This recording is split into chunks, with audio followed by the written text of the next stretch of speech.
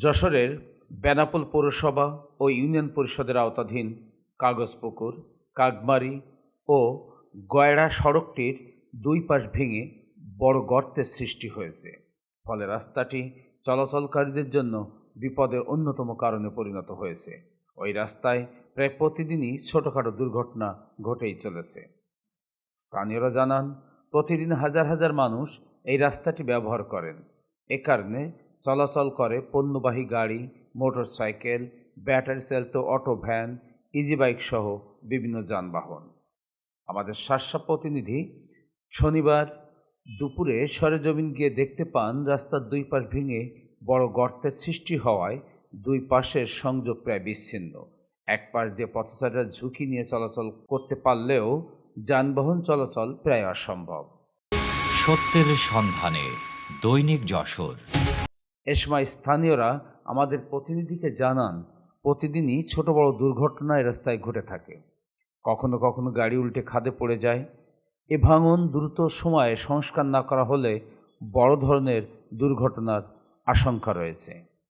কাগজপুকুর কাকমারি গয়ড়া সড়ক দিয়ে গয়ড়া ছাড়াও রাজাপুর, বালুন্ডা, কন্যাদহ, লাউতারা, জামতলা, বাগাছড়া এলাকার মানুষ চলাচল করেন। ঝুঁকি নিয়ে এই সড়কটি দিয়ে উপজেলা স্বাস্থ্য কমপ্লেক্স, জেলা সদর হাসপাতাল, থানা, হাটবাজার ও ব্যবসায়ী প্রতিষ্ঠানে পৌঁছাতে হচ্ছে গ্রামবাসীদেরকে।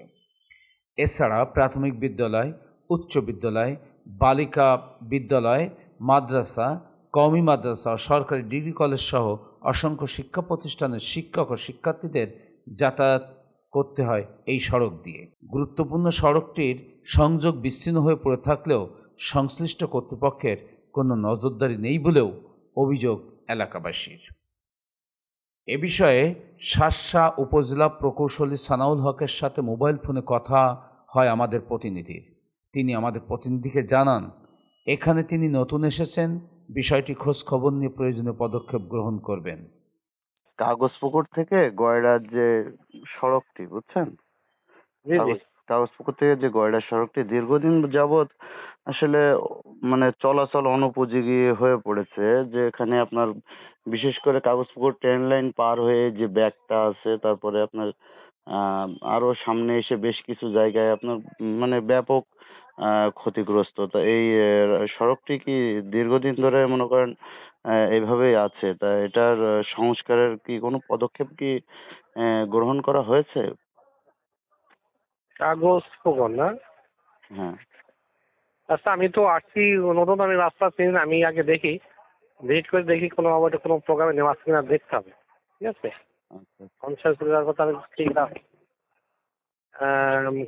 ঠিক বলতে পারছি না। রাস্তাটা আমি দেখি আপনাকে জানাতে হবে। ঠিক আছে, আচ্ছা আচ্ছা, ঠিক আছে, ওকে, ধন্যবাদ। ওকে। ডেস্ক রিপোর্ট, দৈনিক যশোর।